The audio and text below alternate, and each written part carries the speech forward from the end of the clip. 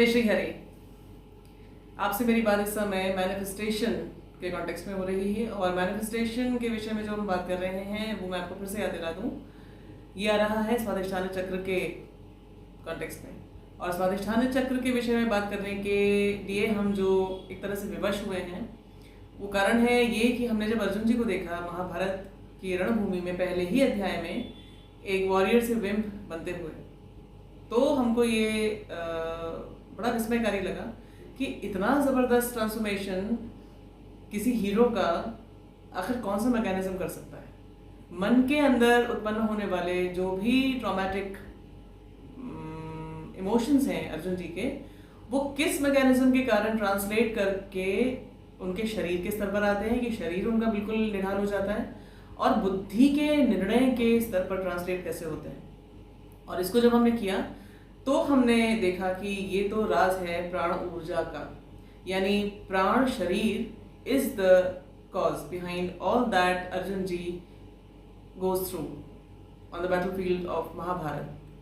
Now, when we look at the Swadhisthana Chakra, we have come to understand that Swadhisthana Chakra is Swaga Adhishthana, the place where the self stays, where the self is seated. And ये self वो वाला self है जो हमने पिछले जन्मों की यात्राओं के कारण एक खास प्रकार का क्राफ्ट किया हुआ है, वो वाला सेल्फ इस स्वाधिष्ठान चक्र पर बैठता है। अब इसी सेल्फ पर काम करना है इस लाइफ टाइम में। हमारे जो भी अनुभव हैं, जो भी हमारी जिंदगी की जो कथा है, इसके थ्रू हम जो करने के लिए आए हैं वो यही कि उस स्वाधिष्ठान चक्र पर जो ओरिजिनल सेल्फ हमें मिला है पिछले जन्मों का तैयार, उसको अब हमें इस तरह से क्रिएट करना है, रिक्रिएट करना है, क्राफ्ट करना है, क्यूरेट करना है कि उसको इस तरह से चिजल करना है कि that we can create a self of our own liking, जैसा हम चाहते हैं।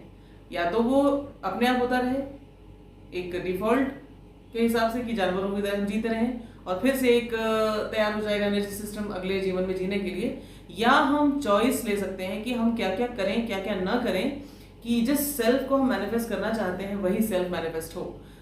सो in that context we were also talking about manifestation. Now manifestation की जब हमने बात की तो हमने ये देखा कि मैनिफेस्टेशन को यदि प्रारब्ध के परे जाकर हमें करना है, कोई ऐसा विजन अपने मन में लाना है जो इस सेल्फ के बस का नहीं, यानी सेल्फ का एक्सपेंशन पहले तो चाहिए और फिर उस एक्सपेंडेड सेल्फ के अंदर वो विजन पहली बात तो आएगा, वो कंसीव करेगा कि मैं ऐसा कुछ करूं।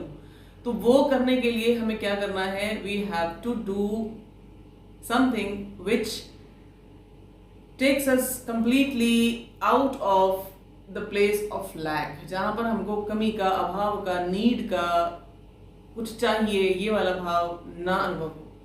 In that context, we had talked about celibacy और ब्रह्मचर्य और abstinence, sexual abstinence. Now, sexual abstinence के लिए जब मैंने आपसे पिछले वीडियो में ये बात की कि जिन पति पत्नी के लिए ये असंभव है कि अचानक से वो celibacy के मोड में चले जाएं, तो वो शेड्यूल एक क्रिएट कर सकते हैं। उस शेड्यूल के लिए कौन कौन से दिन बिल्कुल प्रोहिबिटेड हैं, looking at this subject from completely and purely the energy perspective, वो मैंने आपको दिन बताया जो बिल्कुल निषिद्ध होना चाहिए। क्योंकि गाड़ी को यदि हमको खाई की ओर लेकर जाना है तो हम ये रिस्क तभी ले सकते हैं जब वन खाई में गिर जाने का डर ना हो, या नीचे ऐसे कोई भयानक लोग ना हो जो गिरती हुई उस गाड़ी में हमको हम अपना शिकार बना सकें, या ऐसा कोई स्थान है जहां पर गाड़ी को ऑटोमेटिक लिफ्ट मिल रहा है तो वहां पर हम खंदक की ओर ना ले जाकर हम लिफ्ट का एक प्रयोग करें।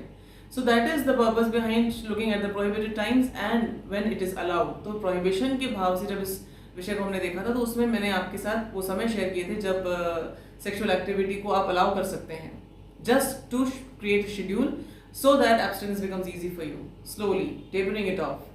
Now उसमें मैंने आपसे संधियों की बात की थी, तो संधियों में 2 संध्याएं छूट गई थी। मैंने आपसे दिन और रात की संध्या की बात की थी, यानी सूर्यास्त और सूर्योदय की संध्या। मैंने आपसे दूसरी जो ऋतुओं की संध्या आती है वर्ष में, नवरात्रियां 4, उनकी भी बात की थी। मैंने आपसे संक्रांतियों की भी बात की थी, वो भी एक तरह की संध्याएं होती हैं, लेकिन मैंने आपसे पूर्णिमा और अमावस्या की बात नहीं की थी। तो पूर्णिमा और अमावस्या भी निषिद्ध प्रोहिबिटेड डेज हैं इसी कारण से, क्योंकि पूर्णिमा फुल मून नाइट, उसमें ऊर्जाएं बहुत हाई वाइब्रेशन की होती हैं, बहुत ज़बरदस्त अपलिफ्टमेंट के आपके पॉसिबिलिटी होती है। वहीं दूसरी ओर अमावस्या होती है, ऐसा समझ लीजिए कि डार्क इवल एनर्जीज, जो खराब एनर्जीज हैं, उनके प्ले का बिल्कुल प्रकृति उनको खुला खेल देती है। तो उस समय यदि आप खाई की ओर जाते हैं तो वही चीज़ है कि कोई आपके लिए बिल्कुल तैयार बैठा है कि आओ और मैं तुम्हें ग्रस लूँ। So that is to be abstained in those periods. हमने जो एब्स्टिनेंस का शेड्यूल बनाया था, आपको याद होगा, ऋतुकाल के अराउंड बनाया था। ऋतुकाल, ऋतु जिसको कहते हैं, वो साइकिल है जिसके अनुसार एक स्त्री अपना मासिक धर्म निभाती है ना। हमारे एंशियंट्स ने इसको नाम दिया है मासिक धर्म। स्वादिष्ठान चक्र के कॉन्टेक्स्ट में मासिक धर्म को जरा एक नई दृष्टि से आप देखना आज इसका प्रयास करें। जो स्त्री बनकर जिस व्यक्ति ने अपने आप को मैनिफेस्ट किया है, वो एक ऊर्जा तंत्र है, एक एनर्जी सिस्टम है, उसके अंदर एक खास प्रकार की वाइब्रेशंस हैं। मैं उनकी बात नहीं कर रही हूँ जो स्त्री के रूप में जन्म लेकर लेकिन अंदर से पुरुष अनुभव करते हैं, एक्सेट्रा एक्सेट्रा। मैं उस तरह की एनॉमलीज जो आजकल हमारे सामने बहुत ज्यादा आने लगी, उनकी मैं बात नहीं कर रही हूँ आपसे। मैं एक स्टैंडर्ड जो सामान्य स्थिति होती है जिसमें एक स्त्री जैसी है पूरी तरह से, वो जब स्त्री के रूप में अपने आप को व्यक्ति ने अभिव्यक्त किया है, मैनिफेस्ट किया है, तो उसके एनर्जी सिस्टम में कुछ खास तरह के वाइब्रेशंस होते हैं, उसके माइंड के लेवल पर और उसके शरीर के लेवल पर। और यही उसके अलग अलग फीचर्स, उसके कैरेक्टरिस्टिक्स, उसके फंक्शंस के रूप में वो एक्सप्रेस किए जाते हैं। माइंड के लेवल पर ये ऊर्जा तंत्र जो फेमिनिन बनकर आया है, इसमें एक बहुत जबरदस्त कामना होती है। वो भले उसे रियलाइज करे ना करे, मैं फिर से मैं आपको याद दिला दूं, सामान्य स्त्री की बात कर रही हूँ। ये जो उसके अंदर कामना होती है, ये जो डिजायर होती है, ये कामना होती है to mother, to be a mother, to nurture, to love, to protect, to assure, to reassure, to usher somebody on to the path of growth. ये सारी जो भाव है ना, ये उस एनर्जी सिस्टम में अभिव्यक्त होती है माइंडसेट लेवल पर, एक डिजायर के रूप में। नाउ दिस वेरी डिजायर, मुझे ऐसा लगता है कि जो काम आख्या मंदिर है, काम आख्या, काम के रूप में जो डिफाइंड है, वो दैट हाईएस्ट ऑर्डर काम। यूं तो कामना श्रीमद् भगवद गीता के अनुसार it is to be abstain from, कामना को दूर करना है। बट दिस वन कामना, this is worship, this is looked at with respect and awe। जो कामना के रूप में जिसकी आख्या है, वो शक्ति, वो feminine attribute of the divine, वो कामाख्या मंदिर में उसकी पूजा की जाती है। या देवी सर्वभूतेषु मातृरूपेण संस्थिता, नमस्तस्यै नमस्तस्यै नमस्तस्यै नमो नमः। देवता, देव बनाने वाले जो गुण हैं वो है देवता। मैं आपसे पहले भी कह चुकी हूँ। और उन एट्रीब्यूट्स के कारण जो व्यक्ति देव बनता है, वो सारे देव वर्शिप करते हैं इस एस्पेक्ट को, इस feminine aspect of the divine को, ये कहकर कि जो मातृ रूप में हर एक भूत में सिचुएटेड है, उसको बार बार बार बार बार बार नमस्कार। वो इतनी हाई वाइब्रेशनल एनर्जी है कि उसको देवता प्रणाम करते हैं, देवता भी उसको रिस्पेक्ट से देखते हैं। तो मासिक धर्म जिसको एंशिएंट्स हमारे कहते हैं, ये स्त्री के उस वाइब्रेशनल रियलिटी की सबसे हाईएस्ट बैंडविड्थ का मैनिफेस्टेशन होने के कारण इसको वो कहते हैं धर्म।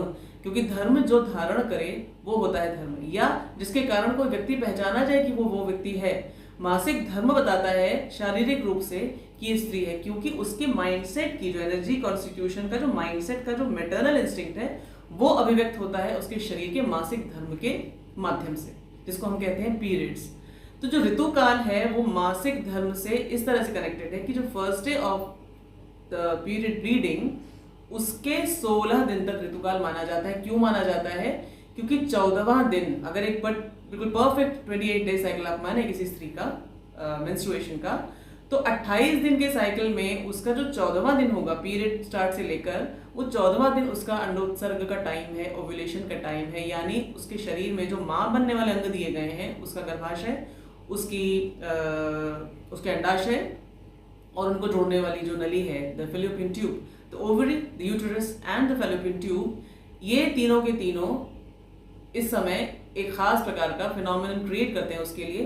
किसी एक ओवरी से, बहुत सारे ओवा में से, बहुत सारे अंडों में से कोई एक अंड निकलता है, and it stays there waiting for the sperm to arrive. Sperm क्या है? स्पर्म है वो व्यक्ति, मैं और आप उसी स्पर्म में बैठकर अपने माता के उस ओवम से मिलने गए थे, जिस ओवम और स्पर्म ने मिलाकर मेरा पहला शरीर तैयार किया था। पहला वो गैमीट, पहला वो जाइगोट। तो वो दोनों गैमीट्स, फीमेल और मेल गैमीट्स जब मिले और उन्होंने हमारा पहला केस तैयार किया, तो उसकी प्रतीक्षा में ये अंड वहाँ बैठा हुआ है, फैलोपियन ट्यूब में। It waits there. कितनी देर वेट करता है? ये वेट करता है 12 घंटे से लेकर 24 घंटे तक। यदि इस अवधि में ये स्पर्म नहीं आ जाता उसे मीट करने के लिए, उस व्यक्ति को लेकर जिसके लिए ये पहला घर बनने वाला है उस माँ के गर्भ में, तब ये अंड, ये ओवम नष्ट हो जाता है, डिसॉल्व हो जाता है, मर जाता है। और उसके लगभग 14, 15, 16 दिन के बाद ये अंड, ये मरा हुआ अंड निकल जाता है बॉडी से उस महिला की। और इसके साथ साथ यूटरस, उस गर्भाशय में प्रकृति एक अस्तर तैयार करती है। आने वाले जो आगंतुक जो होने हो सकता है संभावित, जो स्पर्म में बैठकर मेरे और आपके जैसा कोई जीव जा सकता है माँ के गर्भ में, तो माँ के गर्भ के अराउंड उसके लिए एक अस्तर तैयार किया जाता है, एक लाइनिंग तैयार की जाती है जो उसकी नर्चरिंग, उसकी नरिशमेंट वगैरह की जरूरतों को भी पूरा करेगा आगे जाकर। But when it is not used, ना तो लाइनिंग यूज की जाती है और अंड भी मरता है, तो 14-15 दिन के बाद वो पूरा का पूरा शरीर उसको शेड कर देता है, डिस्कार्ड कर देता है, वेस्ट की तरह से उसको फेंक देता है शरीर से बाहर। So this is a waste, right. Period में जो आपके शरीर से निकल रहा है ये वेस्ट है, although it is the most pristine thing given the fact that this carries the potential of a woman reaching the pinnacle of her being, at the same time एक जीव की जन्म की संभावना को रखता है अपने अंदर। But now it is a waste, जब वो नहीं हुआ तो ये प्रकृति के लिए बेकार है। वैसे ही जैसे शरीर में जब प्राण नहीं रहे तो शरीर वेस्ट है, इसको फेंक दिया जाता है या जला दिया जाता है या दफना दिया जाता है। नाउ जो आज के समय में इन पीरियड्स को लेकर बड़ा ज़बरदस्त शोर शराबा मचा हुआ, एक नई दृष्टि से देखने का प्रयास किया जा रहा है कि ज़रूर इसको बताना चाहिए कि हमारे पीरियड्स हो रहे हैं, इसमें शर्माने का क्या है, सबको बताना चाहिए कि पीरियड्स हो रहे हैं, पीरियड्स कैसे होते हैं ये भी पता होना चाहिए, वगैरह वगैरह। इसको लेकर मैं आपसे आज कुछ जो बात करने वाली हूँ ये बहुत ध्यान से सुनने वाली है, क्योंकि मुझे ऐसा लगता है कि जो मुझे इनमें जो तर्क नज़र आ रहा है इसके विरुद्ध, इस आजकल की प्रैक्टिस के विरुद्ध, इट मेक्स सेंस। देखिए, वेस्ट है ये शरीर का, ठीक है, कितना ही इसका आप इसको highest vibration of a woman being manifested as a mother इसके संग कनेक्टेड मान के देखें, but at the end of the day it is still an excretion, right, and an excretion is to be treated as सच।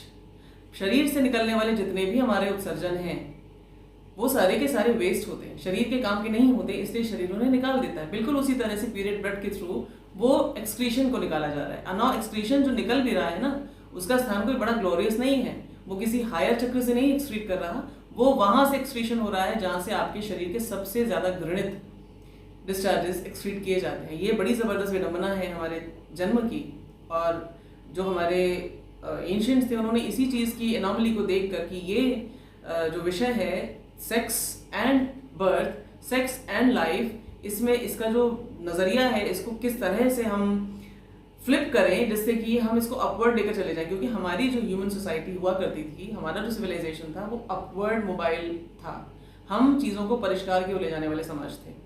तो excretion is excretion at the end of the day and it should be treated as such, given the fact that it is excreted through one of the most filthy excretion apertures of a woman's body or any body for that matter. So उस excretion को इतना glorify करने की बिल्कुल आवश्यकता मुझे तो नहीं समझ में आती किस लिए होनी चाहिए। It should be treated like an excretion. फिर किसी स्त्री का पीरियड कब होता है, उसका मेंस्ट्रुएशन साइकिल क्या है, उसका ऋतुकाल क्या है, ये उसका अपना पर्सनल प्राइवेट इंटीमेट जानकारी का विषय होना चाहिए मेरे विचार से। क्योंकि यदि आप इसको केवल एक व्यक्ति के रूप में देखें, राइट टू प्राइवेसी के हिसाब से देखें तब भी, और यदि आपको उसको सच में एनर्जी और स्पिरिचुअलिटी के दृष्टिकोण से थोड़ा रिफाइंड सिविलाइजेशनल वैल्यूज के अनुसार देखें तब भी, एक स्त्री कब माँ बनने की संभावना सबसे अधिक रखती है, ये सबको क्यों जानना है? इसको जानने का अधिकार तो या तो केवल उस स्त्री को होना चाहिए जो माँ बनना चाहती है, या मां नहीं भी बनना चाहती तब भी उसका अपना एक अत्यंत गोपनीय एक फैक्ट है, उसके जीवन का तथ्य है। दूसरी चीज ये, उसको या तो उसका वो शिशु जाने जिसको आना है उस गर्भ के अंदर, या वो व्यक्ति जाने जो इस प्रोसेस को फैसिलिटेट करेगा इस स्त्री के मां बनने की प्रक्रिया को, या अन्य वो सारे लोग जो इस प्रोसेस से डायरेक्टली जुड़े हुए हैं, आपके परिवार के लोग यदि इस चीज से जुड़े हुए हैं कई कारणों से, तब भी Y should the world know when a woman has started having her periods? इस गोपनीय विषय को सारी दुनिया के सामने क्यों लाना है आपको? क्यों आपको दुनिया को ये बताना है, पर्वर्ट्स को ये बताना है कि अब मेरी बच्ची एक परिपक्व महिला बनने के स्तर पर आ चुकी है, अब इसका ओव्यूलेशन स्टार्ट हो चुका है? क्योंकि वो जो समाज जिस प्रकार का आपका क्रिएट हो रहा है आजकल, जिस तरह की सेक्सुअल अप्रोच है समाज के, आजकल जिस तरह से जानवर तैयार हो रहे हैं, पर्वर्ट्स तैयार हो रहे हैं, आप उनको क्या दिखा रहे हैं? ये जो मैटरनल इंस्टिंक्ट को अभिव्यक्त करने वाला जो फिनोमिनन है एनर्जी के पॉइंट ऑफ व्यू से, वो इसको नहीं देख रहे हैं ना। वो तो आपकी बेटी को केवल इस भाव से देख रहे हैं कि अभी लड़की सेक्स के लिए तैयार हो चुकी है, इसी के साथ साथ उनको उसके मंथली साइकिल का भी पता है कि अच्छा इसका पीरियड अब होता है। सो गिवन द 28 डे और 30 डे साइकिल, उन्हें सारी जानकारी आपकी बेटी की सबसे प्राइवेट अफेयर की। आप अगर आपकी बेटी नहीं है, आप स्वयं अपने बारे में सबको बता रहे हैं कि मेरा पीरियड कब होता है, तो everybody knows this private information about you. आप नहाने जाते हैं तो आप छुप के नहाते हैं, आप अपना प्राइवेट जो भी आपके काम होता है आप छुप छुप के करते हैं ना, आप दुनिया को दिखा दिखा के तो नहीं करते हैं। अगर आप यहाँ से नॉर्मल हैं, डिरेंज्ड हैं तो अलग बात है, लेकिन थोड़ी सी भी सैनिटी है तो हम अपने गोपनीय जितने भी तथ्य हैं जीवन के, उनको हम छुपा कर रखते हैं, उनके साथ ही शेयर करते हैं जिनको हमें लगता है कि अब्यूज नहीं करेंगे। So why should the world know? आज ये जो जिस तरह से सोशल मीडिया पे पिता बेटी का मेरी पीरियड स्टार्ट हो गया और उसको पब्लिसाइज कर रहे हैं, क्यों? आप अपने घर में उसको सेलिब्रेट करना चाहते हैं, कीजिए। आप अपनी बेटी के माँ बनने की संभावना को वर्शिप करना चाहते हैं, कीजिए, पर ये इसको अपना घर का इंटीमेट प्राइवेट अफेयर रखिए ना। क्यों उसको आप जो परवर्टेड दृष्टियां हैं उनके सामने आप ला रहे हैं अपनी बेटी को? क्यों ऑब्जेक्टिफाई करने के लिए उन लोगों को इन्वाइट करें कि आइए देखिए मेरी बेटी को ऑब्जेक्ट बनाकर? आप समझ रहे हैं इस बात को? सो this is the second point. Now the third point, human sensitivity, जो सिविलाइजेशनल अपलिफ्टमेंट जिसको कहते हैं, रिफाइनमेंट कहते हैं जिसको, उसमें बहुत सिंपल सा एक सिद्धांत अपने आप समझ में आ जाता है कि जो चीज़ें अप्रिय लगती हैं, जो अरुचिकर लगती हैं, हम उनको छुपाना चाहते हैं, उनको ढांकना चाहते हैं। सबको पता होता है सच्चाई क्या है। जैसे विष्ठा क्या होती है, विष्ठा कैसी होती है, सबको पता होता है। और जो डायपर्स हैं, बेबी डायपर्स हैं, उनके भी एड्स आते हैं, लेकिन उनमें विष्ठा को विष्ठा की तरह नहीं दिखाया जाता, उनको उसके बिल्कुल वैसे ही जो रियल कलर है उसमें नहीं दिखाया जाता। क्यों? क्योंकि ह्यूमन सेंसिटिविटी अलग है पशुओं से। पशुओं को देख के बुरा नहीं लगता मल, वो मल चाट लेते हैं, खा लेते हैं, पर हम अगर हम ठीक हैं, दिमाग से ठीक हैं, तो हमको ये दृश्य अच्छा नहीं लगता। और रक्त को लेकर जिस प्रकार की सेंसिटिविटी होती है कुछ लोगों की, रक्त को देखते ही उन्हें घबराहट होने लगती है, कुछ लोगों को मैंने बेहोश होते देखा है ब्लड को देखकर। So you are in their face, आप उनको जबरदस्ती फोर्स कर रहे हैं एड्स के बहाने, वो पीरियड में सैनिटरी पैड को ब्लड से सोक्ड दिखाकर। That is an excretion. यदि आप स्त्री हैं, आपका पीरियड होता है और आप अपने अनुभव से जानते हैं कि वो कितना डिस्गस्टिंग एक्सपीरियंस होता है। अगर आप सैनिटरी पैड यूज करते हैं या आप टैम्पन यूज करते हैं, आप कुछ भी यूज करते हैं, but when you dispose it of, just think, आप सोचिए, ध्यान तो दीजिए कि आपको क्या फील होता है। Do you feel very happy about it? Do you feel very proud about it? Do you want to show it to everybody that see this is what it is? Everybody knows what blood looks like. Everybody knows what a monthly blood discharge smells like. So what is the big deal? आप इसको क्यों इतना ज़्यादा तमाशा बनाना चाहते हैं? क्यों दिखाना चाहते हैं कि दिस इज द कलर, देखो देखो ऐसे ऐसे होता है? क्यों दिखाना है? किसको दिखाना है? बच्चों की सेक्स एजुकेशन अगर चाहिए तो माता पिता घर में ही उनको एजुकेट कर सकते हैं। मैंने अपने बच्चों को इस विषय पर बहुत छोटी सी आयु से, अपने बेटे को भी इस विषय को बहुत सेंसिटिवली उसको सब कुछ बताया है। वो सब जानता है मेरा बच्चा, लेकिन इस तरह से उसका फूहड़ प्रदर्शन करके भद्दे तरीके से उसको सबके सामने, आई डोंट नो, मेरे पास शब्द भी नहीं है, क्या जरूरत है इस वॉयरिस्टिक अप्रोच की towards this subject. So when we look at this period वाला शोर कि फेमिनिस्ट जो तथाकथित वोकिस्ट जो आजकल के हमारे हैं, जो वोक समाज है, जो लिबरल समाज है, जिसका एक बहुत बड़ा भाग है हमारा फिल्मी समाज, ये क्या करते हैं ना, ये कुछ आपस में अजीब सी चीज़ें मिला के, बड़ी गंदी गंदी से, ऐसा समझ लीजिए, दुर्गंधित अवयव मिला के कुछ रेसिपी बनाते हैं and then they serve it to us. जो हमारी बच्चियां हैं, जो बच्चे हैं, छोटी उम्र के जो लोग हैं, ये इस इन्फ्लुएंस में आ जाते हैं, क्योंकि इसको बेचने वाले, इसको हमारे मुंह पर फेंकने वाले वो लोग हैं जिनको हम कहते हैं स्टार्स। बड़ी औ से इनकी ओर देखा जाता है, या ये बड़े तथाकथित वोक लिबरल जो बड़े एलीट समाज का पार्ट माने जाते हैं। सो बच्चे हमारे इन्फ्लुएंस के अंतर्गत इनकी बातों को बिल्कुल ब्रह्म वाक्य, वेद वाक्य मानकर एक्सेप्ट कर लेते हैं। Then they emulate, they start emulating, they start imitating what these people vomit. ये उनकी उल्टी ऐसा समझ लीजिए, वमन किया हुआ मटेरियल हमारे बच्चे खाते हैं और फिर उसको उलटने लगते हैं, बिल्कुल, क्योंकि जो ऊर्जा वो कंज्यूम करते हैं उसी ऊर्जा को वो दिखाएंगे ना। स्वादिष्ठान चक्र के कॉन्टेक्स्ट में इस चीज़ को बहुत ध्यान से समझिए। यदि आप स्त्री बनकर जन्म लेकर आए हैं तो एज अ स्त्री, एज अ वुमन, अपने आप को जो आपको एक्सप्रेस करना है वो इसलिए एक्सप्रेस करना है कि अपने एवोल्यूशन की जर्नी में आप high and high and high और ऊपर चलते चले जाएं, आपकी एनर्जी वाइब्रेशंस इतनी रिफाइन होती चली जाएं कि आप अपने हाईएस्ट एक्सपीरियंस को, अपनी कॉन्शियसनेस के एक्सट्रीम एक्सपीरियंस को आप पा सकें, जहाँ फुलफिलमेंट अनुभव होता है, वही जहाँ पर मैनिफेस्टेशन होता है। Now asserting yourself as a body कि नहीं मुझे तो बॉडी डिस्चार्ज दिखाना है, मुझे तो बताना है कि मेरा ओव्यूलेशन कब होता है। भैया लाखों महिलाओं का पहला पीरियड स्टार्ट होता है हर दिन।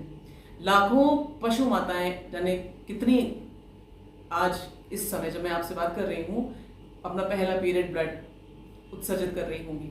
सो what's the big deal about it?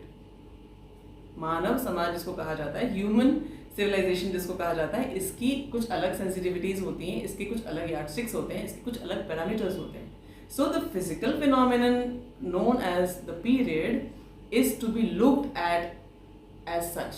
It is a physical phenomenon period. इसको इतना ज़्यादा ग्लोरीफाई करने की आवश्यकता नहीं है। हाँ, ये कोई शर्म का विषय नहीं, ये तो हमको समझ में आ चुका। अगर शर्म का विषय होता तो हम इसकी पूजा ना करते। तो हम बहुत एलीट समाज हैं, पर हम एलीट के सही अर्थ को समझते हैं।